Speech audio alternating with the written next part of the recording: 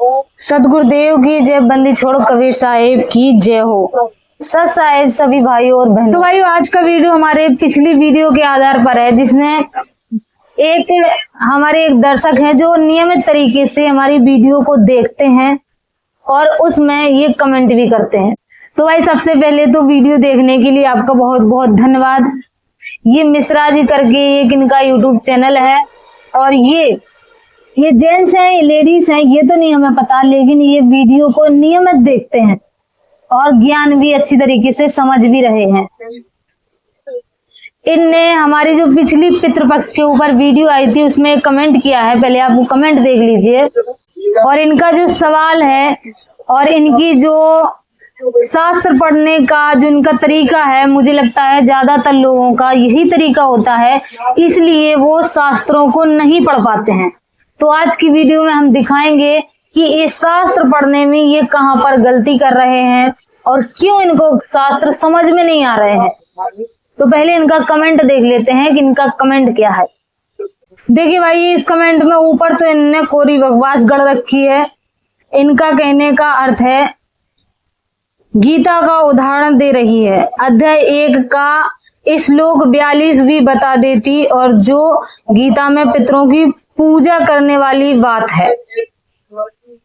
इनका कहने का अर्थ है कि गीता अध्याय 1 श्लोक नंबर 42 के अंदर पितर पूजने के लिए कहा गया है। इनका ये यहाँ पर अर्थ है। अर्थ तुम अपने हिसाब से लगा रही हो। पितर देव रूप में पूजे जाते हैं। देवता, ब्राह्मण, गुरु और ज्ञानी का पूजन गीता का उपदेश में है। इनका कहने का अर्थ है कि पितृ देवता को पूजने का और ब्राह्मणों को पूजने का गीता जी में कहा गया है। इनका ये अर्थ है। अध्याय 17 श्लोक 14, और उनकी कृपा से अपने इष्ट में भक्ति बड़े यह कामना होती है, पर जो उन्हीं में सब कुछ मानकर उन्हें पूजते हैं वो उन्हीं को प्राप्त होते हैं। इनका कहने का अर्थ यहाँ पर ये है कि गीता जी के अंदर पितरों को पूजने का और देवताओं के पूजने का आदेश है। और ये श्लोक भी बता रहे हैं कि गीता अध्याय 1 श्लोक नंबर 42 के अंदर ये लिखा हुआ है। तो भाइयों, चलिए हम आप लोगों को दिखाते हैं प्रमाण कि गीता अध्याय 1 और श्लोक नंबर 42 के अंदर क्या लिखा हुआ है। ये भाई श्रीमद् भागवत गीता, गीता प्रेस गोरखपुर से छपी हुई है। पवित्र श्रीमद् भागवत गीता अध्याय 1 श्लोक नंबर 42 बताया है मिश्रा जी ने। 41 है, यहाँ से 42 शुरू है। तो भाई, जब भी हम किसी शास्त्र को पढ़ते हैं तो पहले उसमें ये देखा जाता है कि ये जो संवाद है किसका और किसका हो रहा है, और ये जो श्लोक है ये कौन बोल रहा है। और ये पढ़ने वाले यही नहीं समझ पाते, कोई ऋषि मुनि बोल रहा हो या फिर अर्जुन बोल रहा हो तो उसको ये समझ लेते हैं कि ये परमात्मा का आदेश है, भगवान का आदेश है, और बस उसी को मानने लगते हैं। तो यहाँ पर देखिए, ऊपर इससे लेते हैं हम लोग, हे कृष्ण। श्रीमद् भागवत गीता अर्जुन और श्री कृष्ण का संवाद है, सभी जानते हैं। तो अब यहाँ पर हमें ये देखना है कि यहाँ पर कृष्ण बोल रहे हैं या अर्जुन बोल रहा है।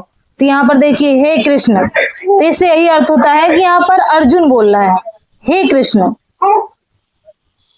हे मधुसूदन, हे जनार्दन, अतएव हे माधव, हे कृष्ण। तो इससे स्पष्ट हुआ कि यहाँ पर अर्जुन बोल रहे हैं श्री कृष्ण से। तो देखिए क्या बोलते हैं, बड़ शंकर कुलघातियों को और कुल को नरक में ले जाने के लिए ही होता है। लुप्त हुई पिंड और जल की क्रिया वाले अर्थात श्राद्ध और तर्पण से वंचित इनके पितर लोग भी अधोगति को प्राप्त होते हैं। इन वर्ण संकर कारक दोषों से कुलघातियों के सनातन कुल धर्म और जाति धर्म नष्ट हो जाते हैं। हे जनार्दन, देखो यहाँ पर अर्जुन बोल रहा है, जिनका कुल धर्म नष्ट हो गया है ऐसे मनुष्यों का अकाल तक नरक में वास होता है, ऐसा हम सुनते आए हैं। देखिए, ऐसा हम सुनते आए हैं। अर्जुन कह रहे हैं कि ऐसा हम सुनते आए हैं। श्राद्ध तर्पण से वंचित पितर लोग भी अधोगति को प्राप्त होते हैं। अर्जुन कह रहा है ऐसा हम सुनते चले आए हैं। तो यहाँ पर अर्जुन अपनी शंकाओं का समाधान चाहता है और बता रहा है कृष्ण जी को कि ऐसा हम सुनते आए हैं कि अगर श्राद्ध ना करो, तर्पण ना करो तो पितर लोग अधोगति को प्राप्त हो जाते हैं। तो ऐसा हम सुनते आए हैं, तो इसका वास्तविक अर्थ क्या है ये पूछ रहा है अर्जुन श्री कृष्ण से, ना कि यहाँ पर ये बताया गया है कि श्री कृष्ण आदेश दे रहे हैं पितरों की पूजा का। श्री कृष्ण ने यहाँ पर पितरों की पूजा का कोई आदेश नहीं दिया है। पूरे श्लोक के अंदर, ये 42 नंबर श्लोक है, यहाँ पर कहीं पर नहीं लिखा कि श्री कृष्ण ने ऐसा कहा हो कि तू श्राद्ध कर्म कर ले, श्राद्ध निकाल ले या पिंड दान कर दे, ऐसा कहीं पर भी नहीं लिखा है। बल्कि यहाँ पर ये है कि अर्जुन अपनी शंका का समाधान चाहता है श्री कृष्ण से, तो वो यहाँ पर प्रश्न कर रहा है कि ऐसा हम सुनते चले आए हैं कि श्राद्ध ना करो, तर्पण ना करो तो पितरों की अधोगति हो जाती है। तो फिर इसके आगे श्री कृष्ण उसका समाधान करते हुए बताते हैं। आगे गीता ज्ञानदाता अर्जुन की शंकाओं का समाधान करते हुए गीता अध्याय 9 श्लोक नंबर ये देखिए 23 में बताता है, हे अर्जुन, यद्यपि श्रद्धा से युक्त जो सकाम भक्त दूसरे देवताओं को पूजते हैं वे भी मुझे ही पूजते हैं, किंतु उनका वह पूजन अविधि पूर्वक अर्थात अज्ञानता पूर्वक है। अविधि मतलब जिसकी कोई विधि ना हो, शास्त्र विरुद्ध हो, वह अविधि होता है। अविधि पूर्वक अज्ञानतावश, कि जो मनमाना आचरण करने लगते हैं, अज्ञानतावश जिनको शास्त्रों वेदों का ज्ञान नहीं होता और अज्ञानतावश कोई भी पूजा चालू कर देते हैं, वो अज्ञानतावश पूजा करते हैं। फिर आगे कहते हैं, क्योंकि संपूर्ण यज्ञों का भोक्ता और स्वामी मैं ही हूँ, परंतु वे मुझ परमेश्वर को तत्व से ही जानते, इसी से गिरते हैं अर्थात पुनर्जन्म को प्राप्त होते हैं। अब तत्व से इस गीता ज्ञानदाता को कोई नहीं जानता, सिर्फ और सिर्फ जगतगुरु तत्वदर्शी संत रामपाल जी महाराज जानते हैं या फिर उनके भक्त जानते हैं जो संत रामपाल जी महाराज से ज्ञान प्राप्त कर चुके हैं। वो इस गीता ज्ञानदाता को तत्व से जानते हैं, जिसकी ये बात कर रहा है कि वो तत्व से नहीं जानते, इसलिए उनका पुनर्जन्म होता है, पुनर्जन्म को प्राप्त होते हैं। फिर बताता है, देवताओं को पूजने वाले देवताओं को प्राप्त होते हैं, पितरों को पूजने वाले पितरों को प्राप्त होते हैं और भूतों को पूजने वाले भूतों को प्राप्त होते हैं। तो इससे स्पष्ट हुआ कि जो देवताओं की पूजा करते हैं वो देवताओं को प्राप्त होते हैं, जो पितरों की पूजा करते हैं वो पितरों को प्राप्त होते हैं। यहाँ पर स्पष्ट कर दिया जो गीता अध्याय नंबर 1 और श्लोक नंबर 42 के अंदर अर्जुन ने अपनी शंका जताते हुए कहा था। तो भाइयों, गीता ज्ञानदाता ने किसी भी देवी देवता की पूजा करने को मना नहीं किया।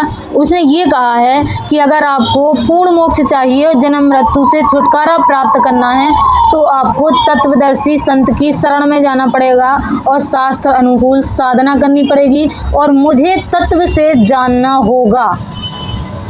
बाकी उसने कहा है कि जो जिसकी पूजा कर रहा है उसकी पूजा करते रहो और उसी को प्राप्त होते रहो। भूतों को पूजोगे भूतों को प्राप्त होते रहो, देवताओं को पूजोगे देवताओं को प्राप्त होते रहो, पितरों को पूजोगे तो पितरों को प्राप्त होते रहो।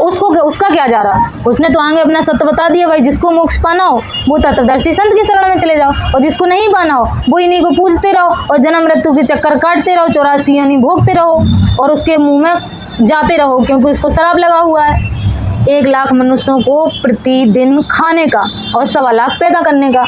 तो मनुष्यधारी प्राणियों को वो तो खाते ही है। अगर आपको इससे छुटकारा पाना है तो संत रामपाल जी महाराज की शरण में आइए। तो भाइयों, इसीलिए कहते हैं कि तत्वदर्शी संत की बहुत ज्यादा जरूरत होती है। परमेश्वर कबीर कहते हैं, गुरु बिन वेद पढ़े जो प्राणी, समझे न सार अज्ञानी। गुरु बिन शास्त्र पढ़े जो प्राणी, समझे न सार अज्ञानी। बगैर गुरु के ये पुस्तकों को पढ़ते हैं, शास्त्रों को पढ़ते हैं और इनको समझ में नहीं आता, ये रहते अज्ञानी के अज्ञानी ही हैं। ये उल्टा सीधा अर्थ लगाते हैं और उल्टा सीधा अर्थ लगाकर ये यहीं तक सीमित नहीं रहते, ये समाज में भी उस अपने मन गढ़ंत अर्थ को, उल्टे सीधे अर्थ को समाज में भी फैला देते हैं और समाज के लोग सोचते हैं कि चलो अब ब्राह्मण महोदय बता रहे हैं तो ये सत्य ही बता रहे होंगे, लेकिन इनकी एक गलती, इनका एक जो ये दिमाग ना समझ पाना पूरे समाज को पाखंडवाद की ओर ढकेल देता है और पूरे समाज को मोक्ष से वंचित कर देता है और पूरे भक्त समाज को नरक की ओर ले जाता है। तो भाइयों ये खुद तो नरक जाते ही हैं और पूरे भक्त समाज को भी ये नरक ले जाते हैं। तो भाइयों आज ही जगत गुरु तत्वदर्शी संत रामपाल जी महाराज के सत्संगों को सुने, तत्वदर्शी संत को समझें, जो श्रीमद् भागवत गीता अध्याय 15 श्लोक नंबर 1 से 4 तक तत्वदर्शी संत की पहचान बताई गई है। और गीता ज्ञानदाता कहता है कि तत्वदर्शी संत की शरण में जाओ। तो भाइयों वो तत्वदर्शी संत रामपाल जी महाराज हैं, चिल्ला चिल्ला के बता रहे हैं यूट्यूब चैनल पर, लाखों यूट्यूब चैनलों पर लाखों भक्त चिल्ला चिल्ला के बता रहे हैं कि तत्वदर्शी संत रामपाल जी महाराज आ चुके हैं, तत्वदर्शी संत रामपाल जी महाराज आ चुके हैं। उनका सत्संग सुनो, अपने पवित्र शास्त्रों से मिलान करो और स्वयं निर्णय लो कि आखिर सत्य क्या है, वरना इन्हीं मिश्रा जी के तरीके गलत अर्थ लगाओ और नरक जाना पड़ेगा। तो भाइयों आज ही जगत गुरु तत्वदर्शी संत रामपाल जी महाराज का सत्संग जरूर सुने। हर शाम 7:30 से 8:30 बजे तक साधना टीवी चैनल पर आता है संत रामपाल जी महाराज का सत्संग। यूट्यूब अगर आप चलाते हैं तो यूट्यूब पर भी सर्च करें संत रामपाल जी महाराज, तो ढेर सारे सत्संग संत रामपाल जी महाराज के आ जाएंगे। अगर संत रामपाल जी महाराज के बारे में अधिक जानकारी चाहते हैं तो ऐसे न्यूज चैनल भी आप सर्च कर सकते हैं, ढेर सारे नंबर आपको मिलेंगे। आप ज्ञान गंगा पुस्तक, जीने की राह पुस्तक सिर्फ मिस कॉल करके मंगा सकते हैं, निःशुल्क आपके घर तक पहुंचाई जाएगी। तो भाइयों इतना अच्छा, इतना सहज और सरल रास्ता आपको दिया जा रहा है, फिर भी आप इस रास्ते पर ना चल पाए, अपना मोक्ष ना करवा पाए, तो आपसे बड़ा दुर्भाग्यशाली और कोई नहीं होगा। इसी के साथ वीडियो खत्म करते हैं, मिलेंगे नेक्स्ट वीडियो में, तब तक के लिए सत साहिब जय हो बंदी छोड़ की।